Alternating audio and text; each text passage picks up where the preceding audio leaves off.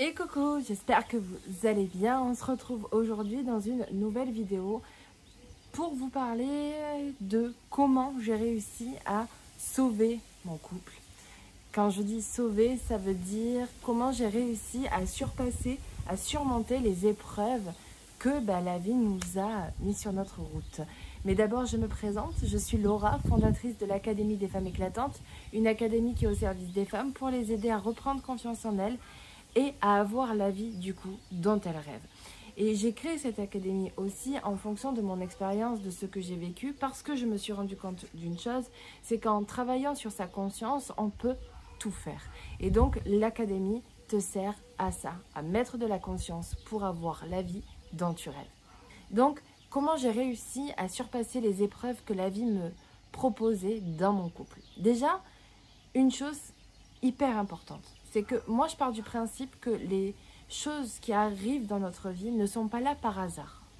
Et donc, d'être dans le jeu du reproche avec son partenaire, oui mais tu as fait ça, oui mais tu as fait ci, oui mais tu as fait mi, n'aide absolument pas. Parce qu'on est tout le temps en train de montrer du doigt et rentrer dans ce jeu, vous voyez, de guéguerre en fait, et qui ne mène à rien. Aucun couple a réussi à surpasser et à être heureux, équilibré, dans une relation saine, etc. dans ce jeu de reproche. Vous voyez bien, les couples qui vont bien sont des personnes qui arrivent à se soutenir, à se comprendre, à être dans une communication, à avoir de l'empathie avec l'autre, etc.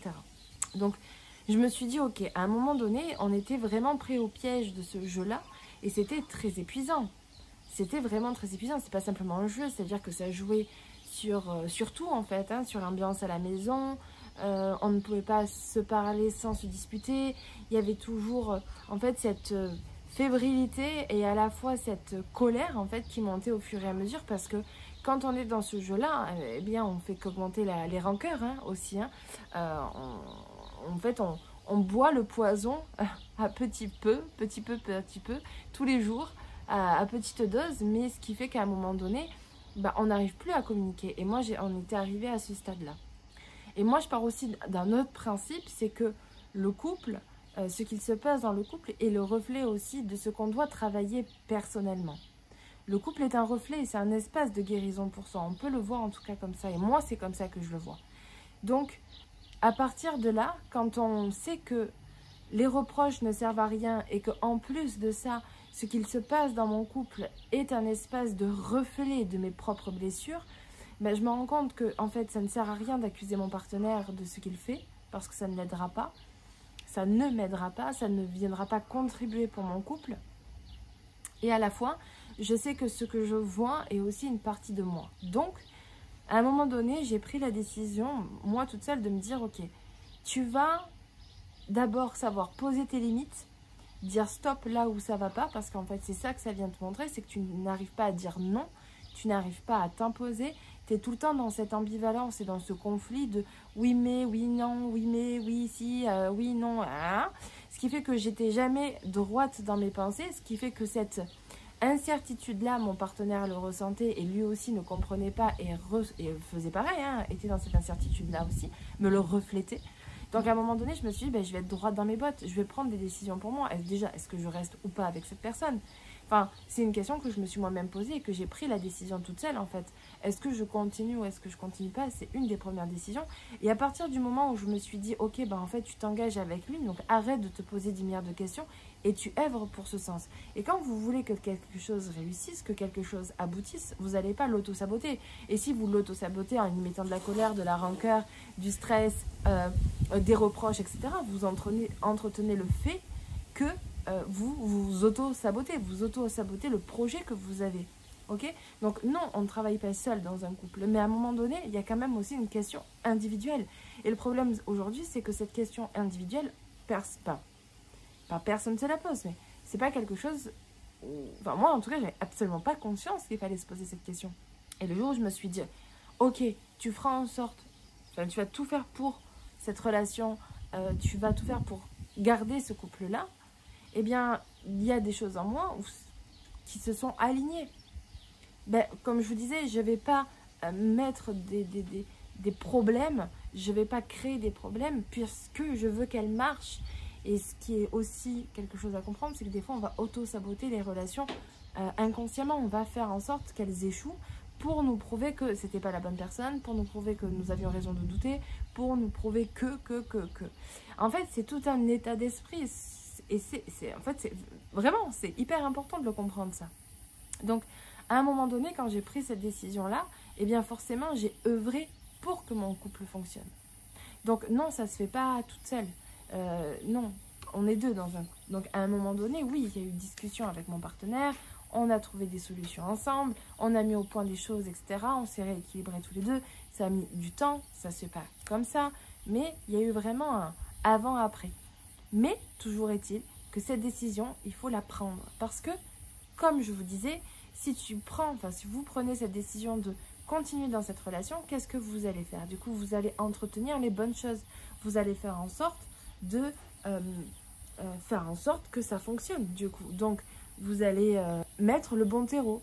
Voilà, vous allez arrêter peut-être de reprocher, trouver des solutions, trouver un moyen de communiquer. Vous allez trouver des solutions là où peut-être avant, on aurait eu tendance à mettre de l'huile sur le feu.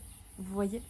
Donc, c'est ça que j'ai envie de vous dire. Je parle beaucoup de ce pouvoir de l'engagement parce que j'ai été confrontée à ça et je me suis rendu compte à un moment donné que je ne m'engageais pas vraiment en fait. Parce que je voulais toujours...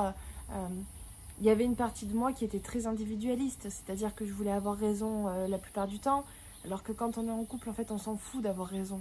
Je vous assure, c'est pas ça le propos. L'intérêt, c'est d'être dans un équilibre, pas d'avoir raison. Votre avis, vous l'avez, quoi qu'il arrive.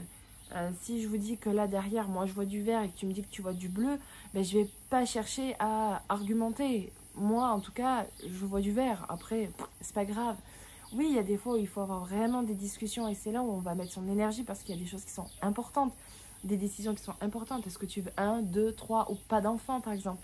Ça, c'est des discussions où on doit se poser, des projets de vie, etc. Oui, ça demande de l'énergie. Mais il y a des futilités dans notre quotidien qui ne doit pas, on ne doit pas s'entraver l'esprit là-dessus. On doit pas, voilà. Et donc, tout ça, ça demande de mettre beaucoup de conscience. C'est un travail qui se fait.